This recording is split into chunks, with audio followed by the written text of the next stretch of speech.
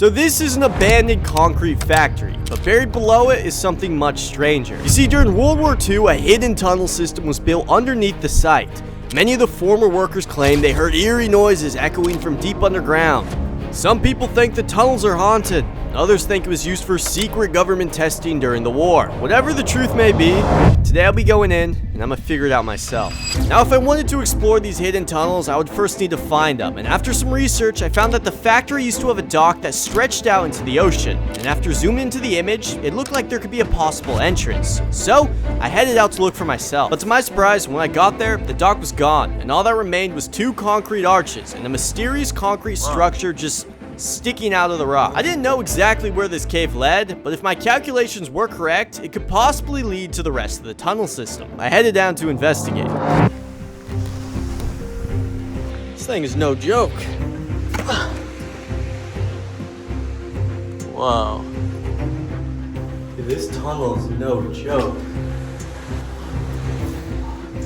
Hello? Yeah, I'm coming back tomorrow. I'm not going to that alone. No way. I think the goal is just to get in, see as much as we can, explore some cool stuff, and then get out and hopefully nothing bad goes wrong, you know?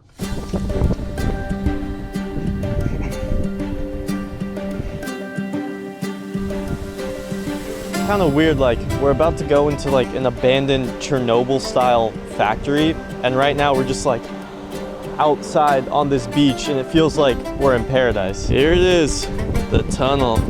Oh my god, I hate this thing. Dude, we've been in this thing too many times. Now at this point, me and Chris had been inside of this cave a few times, but this time we'd be going deeper than ever before. We're probably halfway in.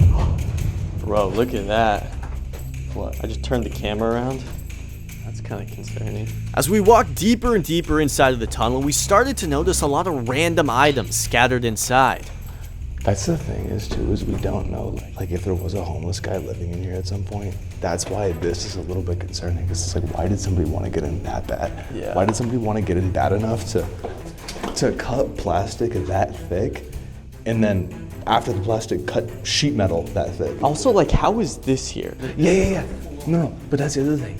Are they trying to steal the copper out of the factory? I had a million questions and not a single answer. What were these weird items doing here? Who had been here before? And that's when I noticed an opening in the roof. If someone was living down here, were they inviting us in, or were we walking ourselves into a trap? There was only one way to find out, so we climbed through.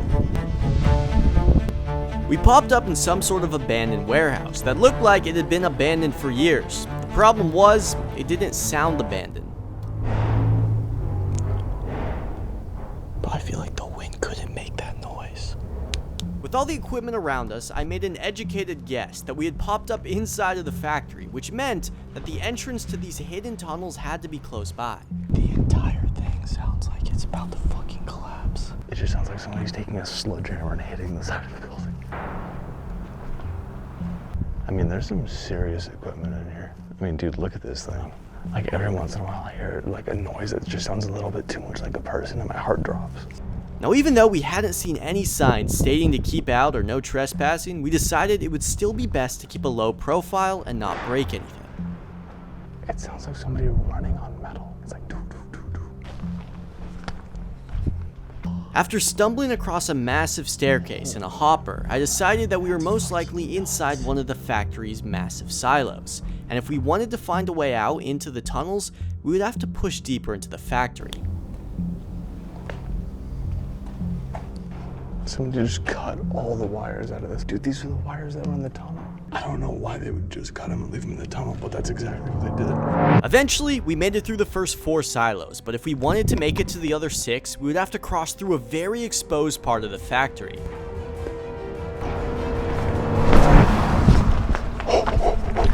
Did I see you? No. Oh, 100% that was a security guard. If Chris would have gone just 2 seconds earlier, the security would have seen him. It was now clear that making it to that main tower was not going to be easy. We have to go up the stairs somewhere. Chris was right. Technically, we were still below ground level. Now, the only way that we knew of to get out was the yellow staircase. And even though Chris had almost been caught there, it was our only shot. This time, we decided that we were going to flank around the left side of the silos, and hopefully it would loop back around to the yellow staircase. We're in the belly of the beast.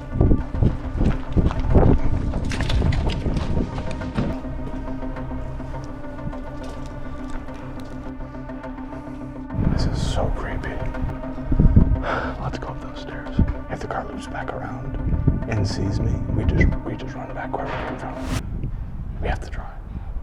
The flank had worked. We were now much closer to the yellow staircase, but it was still far from over, because even if we made it to the top of the staircase without being seen, we would still have to make it across a huge open part of the factory in broad daylight. We crept to the top, quickly looked around, and then we ran for it.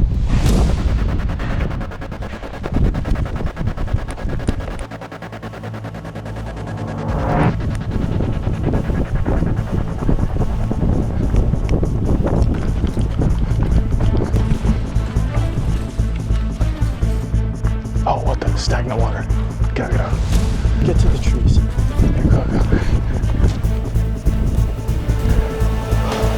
We had made it out of the concrete silos and into some sort of clump of trees. Alright, I think we keep moving. We caught our breaths and then headed deeper into the factory.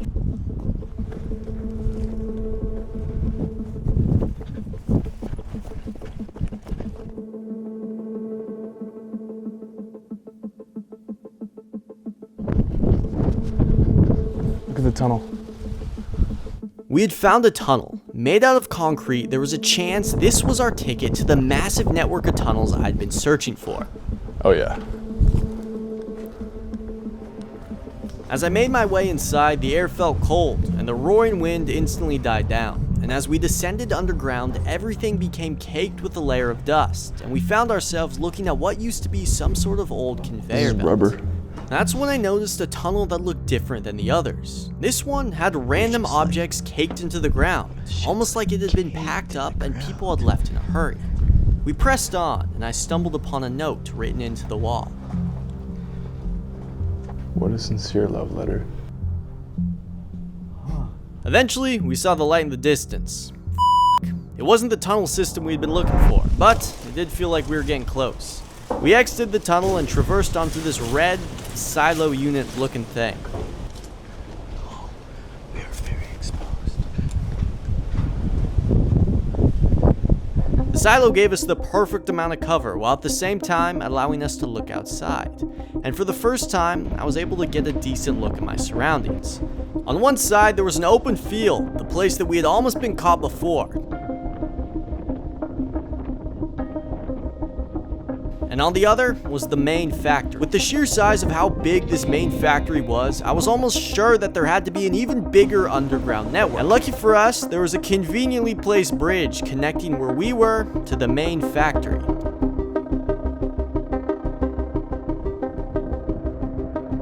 Because I only really needed to explore the lower levels of the factory, I decided to take the stairs down and make a run for it instead. CT went first.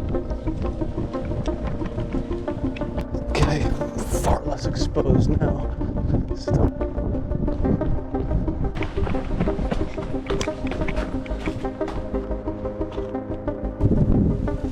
Wish me luck.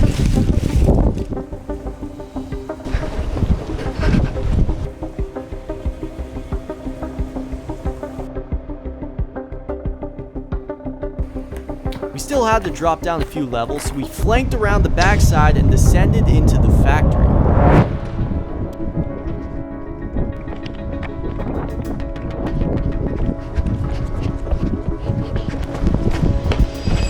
I don't know if you hear the humming, but there's definitely power going to this place. With power still on, that meant there was still some sort of activity happening in the main factory, and possibly coming from underground. Oh, there's a basement. Oh, there's a basement. What the fuck? It's so flooded. That goes really deep. I see a fire extinguisher under the water. And this is probably a whole room. There's genuinely probably a room under the water. We had found some sort of underground area, but it was completely flooded. Luckily for me though, I had a remote control submarine at home. The only problem, I was gonna have to go and get it. To make matters worse, as we were switching out batteries, we heard something that sounded like a car. There's a car. Definitely a car. Oh, right there, right there. Oh, he does turn right. Okay, he's gonna go right there. He's gonna go right there. Turn right. This road cut through the middle of the factory. Where the fuck did he go? Do we go up? Film. I think we go up, bro. To get away from whoever had been watching us, we decided to head up higher into the factory and hopefully get a better perspective.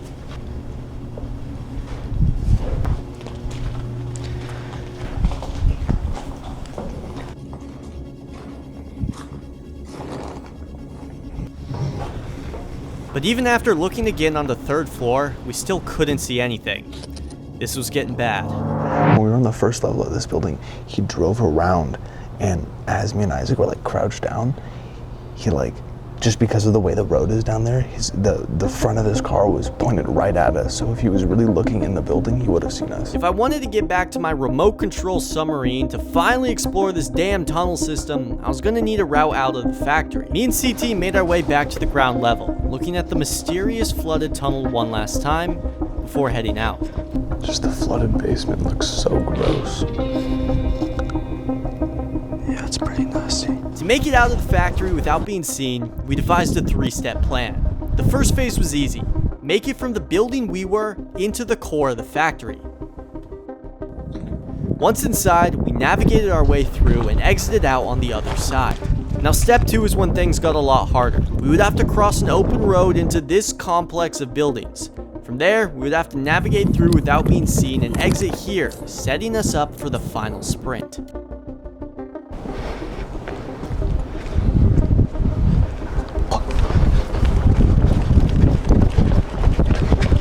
We just have to get down there.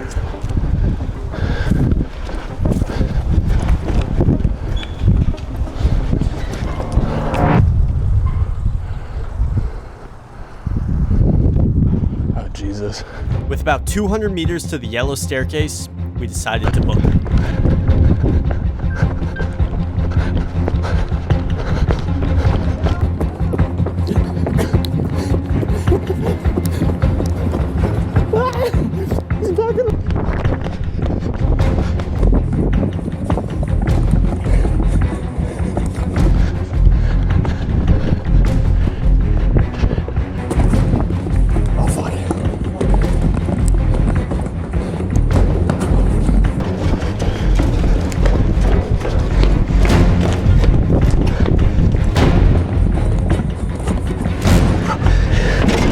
Jesus.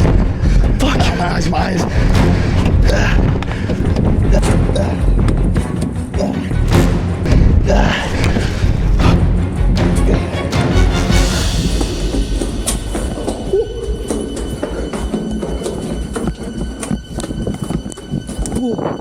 Oh.